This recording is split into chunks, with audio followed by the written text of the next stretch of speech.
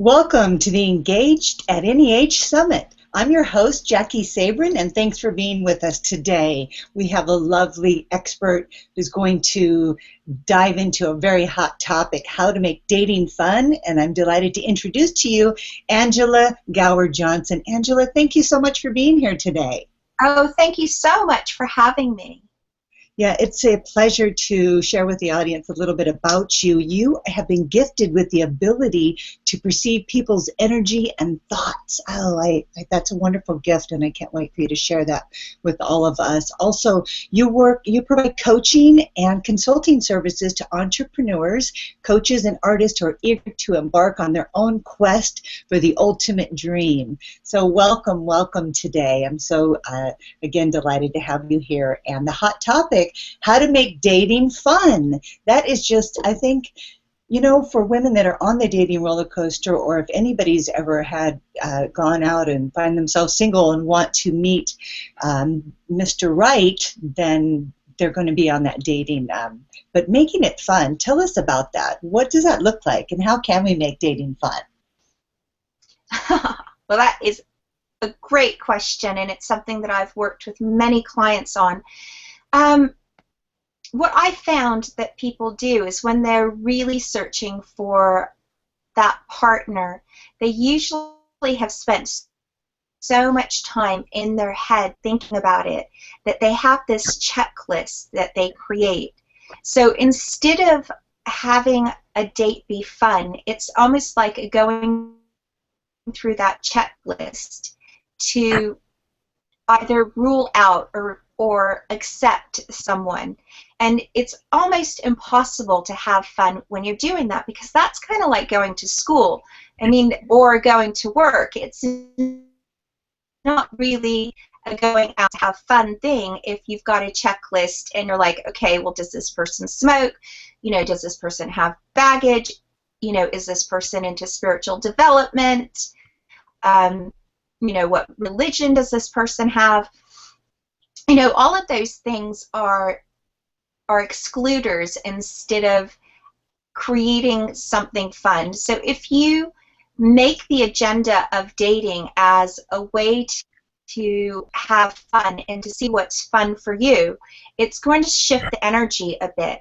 And I get that there's things that you want and require in a relationship. You don't want to be looking to date someone who wants to move to Alaska and live in a shelter if you're like me and your idea of roughing it is staying at a hotel that doesn't have, German feather toppers and, 1,000 count Egyptian cotton sheets. Because for me, if I'm staying somewhere that have those things, that's like roughing it. So me getting married to someone who wants to live, in a shelter in Alaska, like a tent or a yurt or something, it's not going to be a really good fit, So you have to be realistic, but at the same time, it's about being fun, because you actually can get to know someone if you're having fun, and you want to really create a foundation of fun for the relationship. That's just my point of view. So my thing is, throw the scripts out for the first couple of dates. Have it be about whether or not this person is fun to be with, and have that be your base foundation criteria. And then after a few dates, you can bring that list in as to likes Egyptian cotton sheets, whether they value Egyptian cotton sheets, whether they are spiritual, whether they enjoy skiing, or that sort of thing. But if you make those things a priority first and foremost, it's not going to be fun. It's going to be more like an interview, and that's going to bring that element of work in. And as much, I really like some time out and to just go and relax and chill and have fun and enjoy myself. So that would be my number one thing that I see people do with dating right off the bat, because they make it this arduous thing, and you have to also use the law of attraction. You know, what you believe and perceive and focus on is what you're going to get so much more of. So if you're looking at dates and going, oh, I hate dating, because that's another thing I've heard people say. You know, I just hate dating. I just meet all of these horrible guys or all these unacceptable women. And if you put your focus on that, you're just going to keep getting that, because the universe is just going to deliver more of those unacceptable women or more of those horrible guys. So you really need to put your focus on the traits of the dates that you did like and the things about the dates that you really did like, and you just focus on that and go, wouldn't it be great if I could have a date like that again, where there is, you know, that fun introduction, even if the rest of the date is a bit blah or there's no real chemistry or something. You want to focus on just the bit that you really enjoyed, and you know if it's going to work or not with someone. But I also say that in the beginning, just not lower your standards, but lower your expectations a little bit. That's what I was going to say. So if we don't really have, so now I'm not confused, but I'd like you to clarify for the audience. So if you have your expectations, or maybe your ideal man list, so you've created this dream man in your mind, someone who you want to attract with the qualities, characteristics, and values, and then you do have a bit of an expectation, but lowering your expectation when you go out on a date what will that do to, like, in terms of the law of attraction? You said make it fun, because when you're fun and you're happy, you're in a state to attract more of that. You have the expectation, then you've already placed barriers and limits on the fun you can really experience if you meet someone. Exactly. What I think one of the biggest things that I've heard people say in the past that they do is the chemistry. They'll have the chemistry be an automatic barrier and expectation that they have. And what I like to say to people is that sometimes it's so much better to build a relationship on fun and friendship than the chemistry. And a lot of people buy that if there's not that, you know, that sexual, yummy, delicious chemistry, that that it's not the right relationship. And I'm actually the opposite person to that. Like, I just could not disagree with that concept anymore for many reasons, but that's one of the biggest topic to explore, because I think it can go either way. When I met my husband, I was interested. He intrigued me, but I didn't have this big feeling right away. But it grew over time, because the more I got to know him, and we took it really slow, the more I respected him, and I started to really enjoy his sense of humor, his wit, and attraction grew over time. I feel in a healthy way, and I think that I like that you're saying that you disagree with that right away. Sometimes it can almost sabotage you. Sometimes you do have a really big sexual chemistry with someone right off the bat, but maybe it's triggering some belief system, and it's, you know, it could cloud your judgment to what's really going on. Can you talk about that a little bit? Yeah, I would love to, Jackie. I love your interpretation of it, because I haven't actually looked at it from that point of view. I've looked at it from a more sort of maybe past life karma energy point of view, where I've witnessed in my own experience with relationships and also with clients and friends and family, where there has been that immense chemistry, sexual attraction, and it's such a fast relationship where, you know, it's the foundation is built on that chemistry, and that's something that is not easily maintained. And for me, it's just a recipe for disaster. So something that I learned early on was to not look for that sexual chemistry, for just a fun relationship that was not about commitment or marriage and children. that would be something that I would look at for a really short-term, really fun, quick, just quick, fun holiday. Like sort of like a little sexual holiday, which had a little bit of a relationship thing, but it wasn't like a major thing.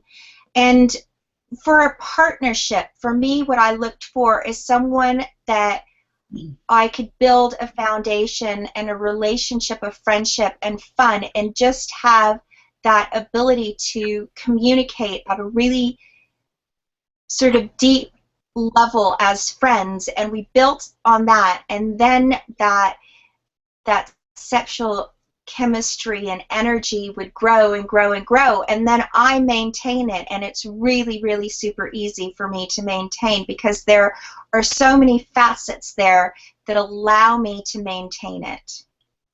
Yes, absolutely. And I think that's the key, is that you have developed all of these facets within yourself so that you can hold more. It's not simply as simple as just having a sexual attraction. You actually need the package, so to speak, and so that wouldn't satisfy you, and it doesn't satisfy anyone. It's just a very short term. So I love that you said the word partner. If you're looking for you said partnership, I'm sorry. If you're looking for that partnership, you want to talk about partnering with other things that are really, in the long haul, in the bigger picture, are really going to sustain the relationship, and that foundation that you referred to. Let's talk about that a little bit. Oh, okay. So for me, the foundation is just, again, it's about friendship. It's about building and establishing the communication and the affinity, and also being really clear about your reality and the other person's reality. So one of the things that I learned from working with the Native Americans is that relationships are like a triangle. To have a really good relationship, you have this three-sided triangle, and the three sides are affinity, and then there's communication and reality. So without those three things, your triangle can't stand up. So if one has a shorter leg, you might not have a really good relationship. So an easy way for me to remember it is arc, or you can do cars. So affinity is the love. That, for women, is quite easy to establish. Then there's the communication, which sometimes can be tricky. But if you have really, really good affinity and you share reality, then communication is a little bit easier. You can have really great communication and affinity and not share reality, but if you understand each other's reality, that would be great. So one other thing that I see, because a lot of the people that I work with are highly spiritual. They're very much into some sort of spiritual belief, like law of attraction, just very much into personal development. But one of the big downfalls or pitfalls that I see women using is they want their man to have that same reality as them. And the thing is that you don't necessarily have to have that same reality, as long as the person that you're with is striving for you to be greatness and is open for you to have that reality.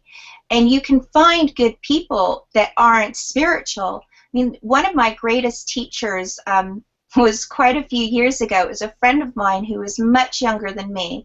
She didn't have a spiritual bone in her body, but she was just amazingly positive. She just had a very positive way of looking at life and of reframing the bad things in her life. And I was still really struggling to get out of the victim mode, and I was able to learn so much from her. So one of the things that I learned, and this is another thing that people do to exclude people from their list of possibilities, is having someone share the same values and reality as you. I mean, I think on a basic level, I'm not saying for you to be someone who is, you know, a lover of life, and then you go out, and I know it's dramatic, but it's funny, then you go out and marry a serial killer. That's not what I'm saying to do. You know, I'm not saying, you know, really lower your expectations and standards to have none.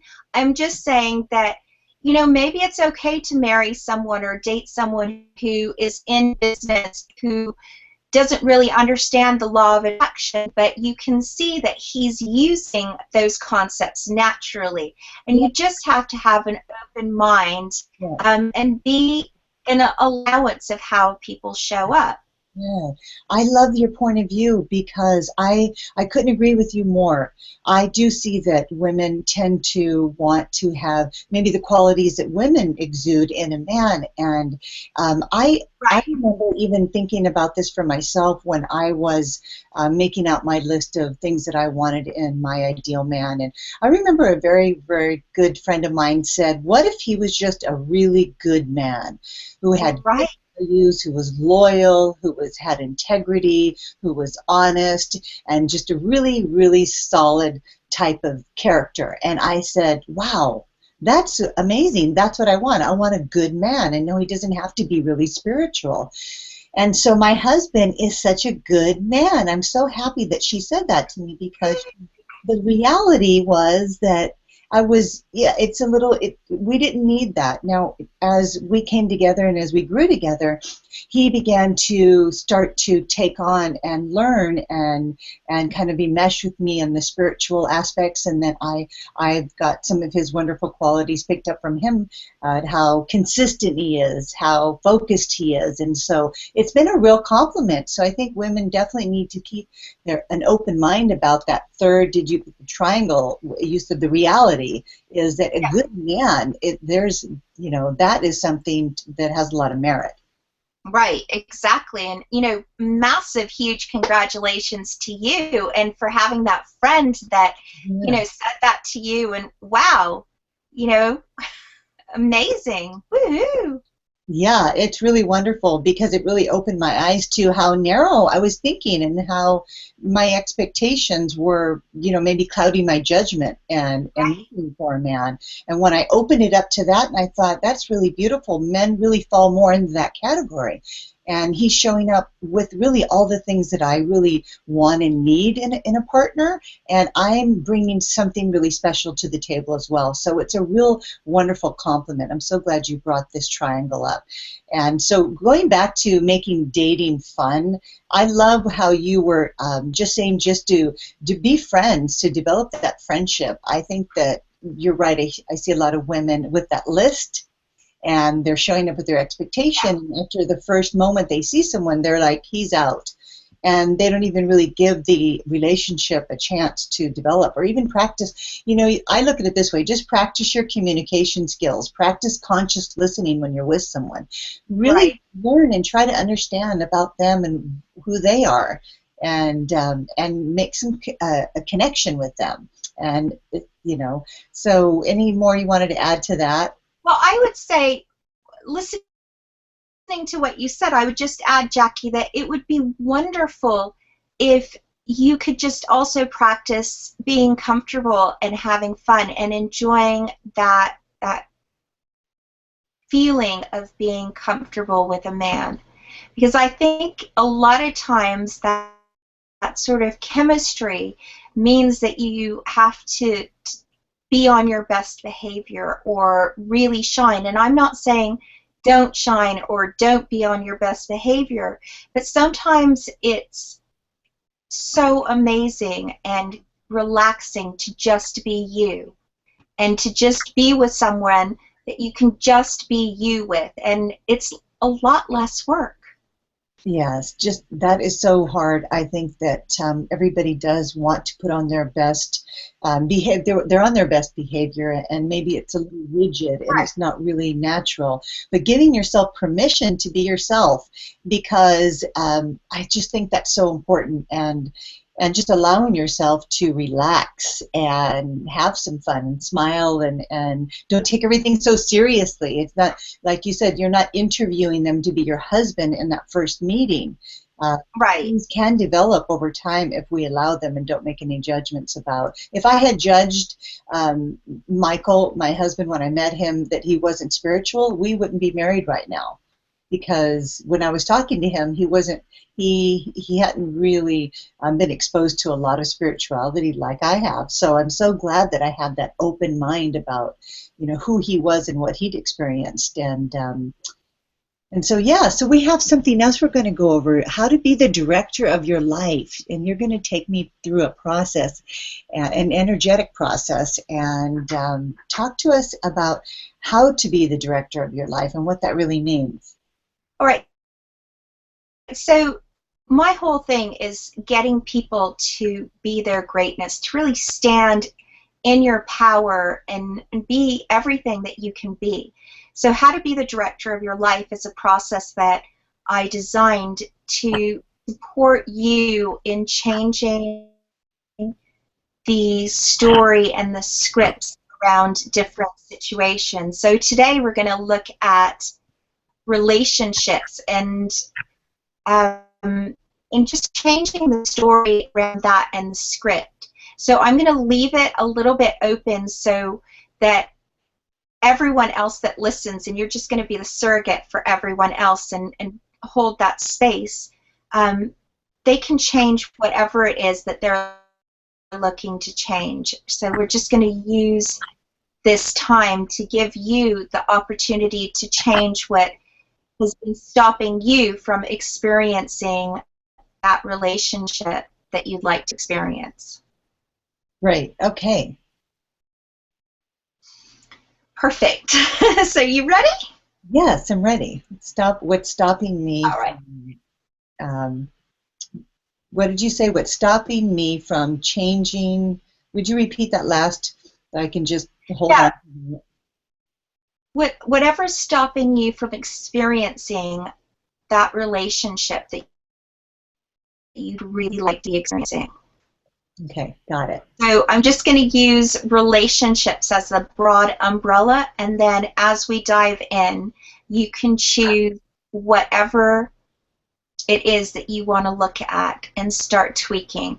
So this is an eyes closed energy process, and we're going to start with some shamanic breathing. And I'd like you to just relax and listen to the sound of my voice and just be a source of comfort as we take this journey together. So just breathing in through your mouth, during the shamanic breathing, it's breathing in through your mouth. Really deep breath in through your mouth and holding it, and slowly exhaling through your nose.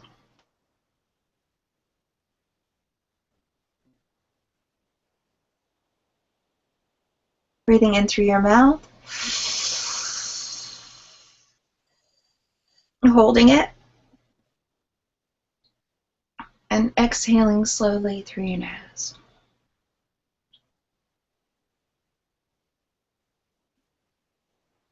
Breathing in through your mouth,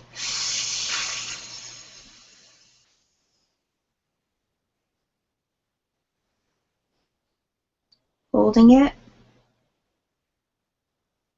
and exhaling slowly through your nose.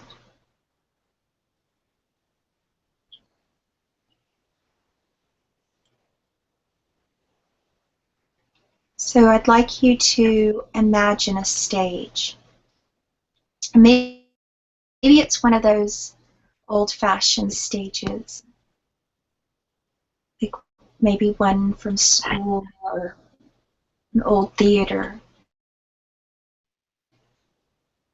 Floors. And you're standing on the wood-planked floors. And you're facing the seating. And out where all those chairs are those seats, there's a special chair. It's a director's chair. It's your director's chair. And maybe it's like one of those stereotypical cinema director's chairs that's all wood and canvas, and Maybe it has director stenciled on it, or maybe it has your name stenciled on it, or maybe it has your initials stenciled on it, or maybe it's something completely and totally different. Allow it to show up however it shows up for you, and also allow it to change. You start to realize that you actually are the director of your life. So as you're on the stage, just allow yourself to get familiar with how it feels. How wrapped up you've gotten into the characters and roles and stories that you've played in life. How you've allowed yourself to be pigeonholed into a certain story or a certain role. How you've responded and reacted to the other actors on the stage at times. How they've defined your story. How the set on the stage has defined your story in the past.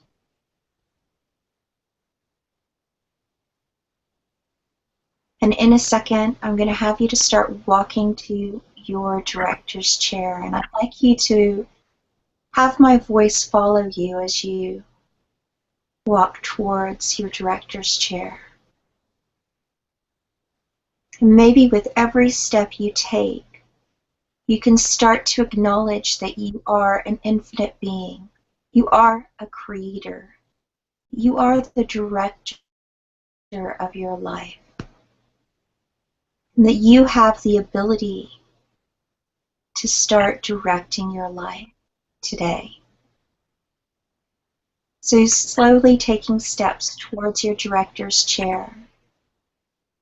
And as you start walking to your director's chair, taking my voice with you, allowing a sense of safety, security to wash over you. Maybe even a sense of power as you grow nearer to your director's chair. Maybe in the back of your mind, you can start to really acknowledge how there's been times that you've gotten really carried away with a story or a character or role that you've played. And as you see or feel or know that, you start to own that actually you are the director of your life.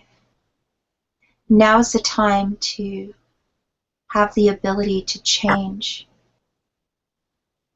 from being just the actor to being the director. And as you get closer to the chair, it's so much easier to acknowledge your ability to be the director of your life.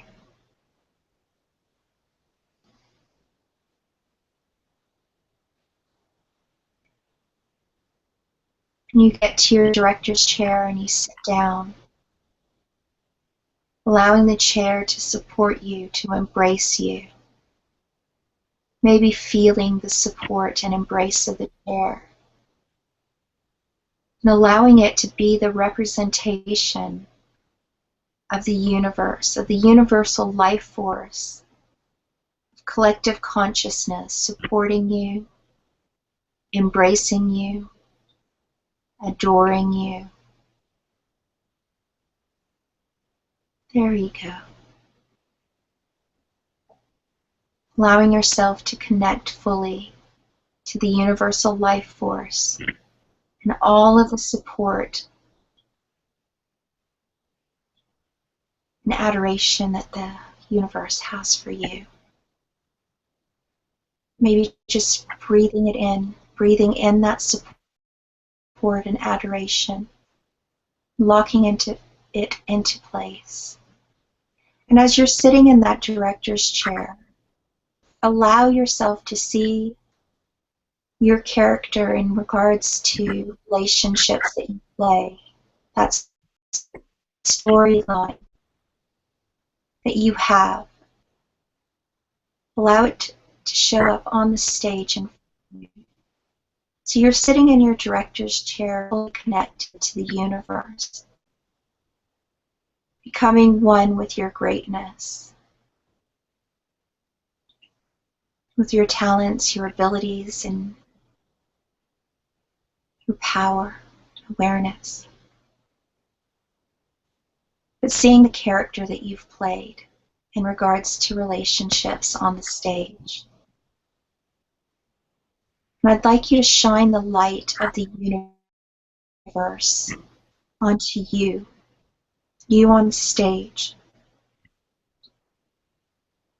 Allow any of the storylines, any of the scripts, any of the characters and roles that you've played in relationships that are not a vibrational match to your greatness to turn into a fine glittery dust, into magic, as the light of the universe shines. And your universal managers can rush in and rewrite those storylines, rewrite the characters, rewrite the roles, rewrite the scripts. And you can rewrite them as well. Make them fun, make them magical, make them represent your greatness. Have fun with it. But just allow the universal managers that have been listening to every desire that you've had since the day you were born to rewrite everything for you so that it is a vibrational match to your greatness, so that it is a vibrational match to the light of the universe. Just allow all of those changes to be locked into place.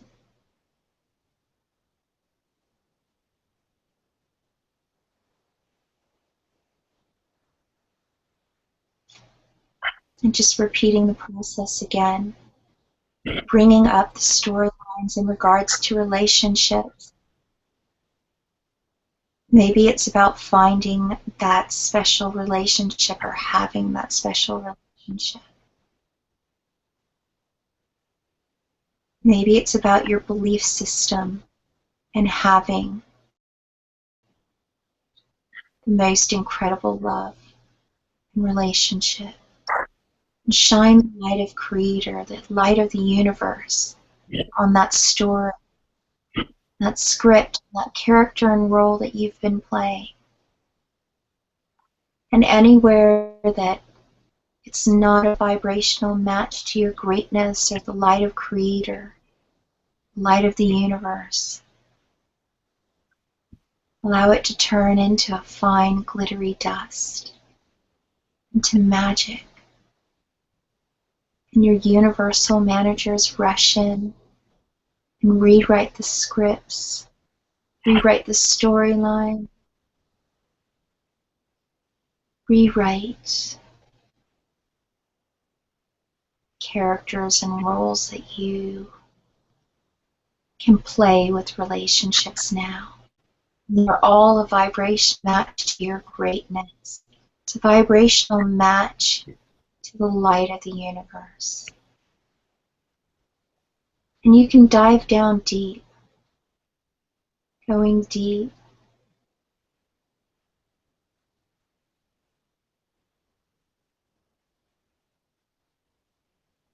replaying this, just going over it again. Reshine the light of Creator on something that you'd like to change. And that light turns anything that is not a vibrational match to your greatness into a fine glittery dust.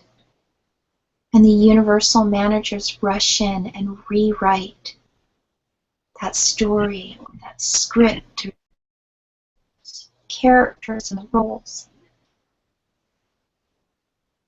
allowing you to be your greatness more fully, for you to shine, for you to be that star, to be your star, functioning with the support and contribution and adoration of the universe, knowing and owning your greatness and your value even more, and magic and miracles being something It is so much more believable.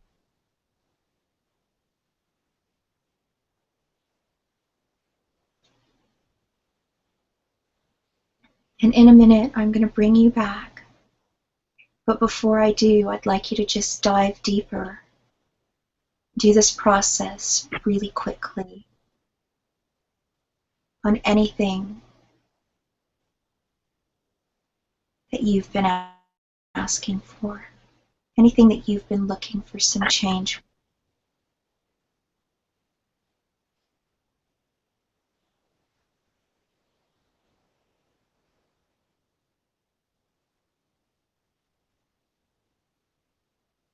There you go. Just creating much deeper connection to the universe, accessing so much more greatness, maybe being able to already believe in magic and miracles just that little bit more.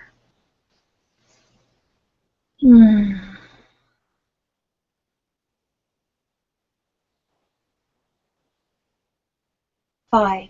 Tonight, as you sleep and dream, going through this 3 times and 3 times more, you fully wake up to more of your greatness, to a deeper connection to the universe, to a knowing that you are adored and the universe is supported. The universe has your back. I've got your back. 4. Locking all of the changes that you've made into place. That's right. 3. Maybe allowing your body to let you know that something has shifted and changed. Just feeling something has shifted and changed. 2. Being able to believe in magic and miracles just that little bit more and having it bring up that inner smile and inner joy. There you go. 1, opening your eyes, wide awake, refreshed, happy, happy, joy, joy, big stretch. That was so delicious and beautiful. Thank you so much. Wow, that was divine. I feel so empowered and so loved and so embraced and supported. That was absolutely divine. Thank you so much. My pleasure. Thank you for having me. Yes, I love the visualization of the director's chair and everything that I've never done that before. That was really helpful. And Yay! yes, and I know that anyone who's watching this interview is going to benefit greatly from participating along with us. And then if they'd like, they can access this interview and all the expert interviews by going to engaged@anyage.com/, and they can purchase the whole summit and watch them at their leisure. And so that's something that I'm really excited to be able to offer, because this is going to be a great tool that you can use to begin to create that life that you want. I love how you create the director of your life. That's so beautiful. Thank you. So do you have something to offer our audience? I mean, you've already offered so much. I don't want to ask you anything else, but I know you have a little something that you'd like to give everyone. You want to share what that is? Yes, well, a while back I designed a program to support you in getting rid of the most common limiting beliefs and blocks, and it's quite an intensive program that you get access to right away, so you can dive in right away. But there's a series of audios, a PDF, some videos, and then some energetic meditations that if you were to use all of it the way I ask you to use it, it would take almost 3 months to do it properly. So just a stay-at-home course, do it in your own time, and it's designed to support you in opening up to the infinite possibilities while removing some of the most common blocks and limitations, and you get it for free. That's amazing, and this will tie in perfectly with how to make dating fun. Is begin by removing those limiting beliefs and blocks. That's so important. Thank you so much. It's very generous of you. And all you have to do, audience, is click on the link right below this video to access her amazing free gift and get that in your inbox right away. And so I so enjoyed this conversation. You are such a blessing and inspiration to me, and I know to everyone that comes across your path. You are such a bright light, and I'm just so grateful that we had this time today. Thank you so much, Jackie. You are absolutely amazing, and I love your energy. I love what you're doing, and I absolutely love this summit. Yay! Yay! So if you, again, want to see this interview again and go over this beautiful guided visualization, you can go to engagedanyage.com/upgrade and get Angela's interview right away. And also, I just want to thank you again for being here today. And here's to you and being engaged at any age. I'm Jackie Sabrin. Thanks for being here. Bye-bye. Bye.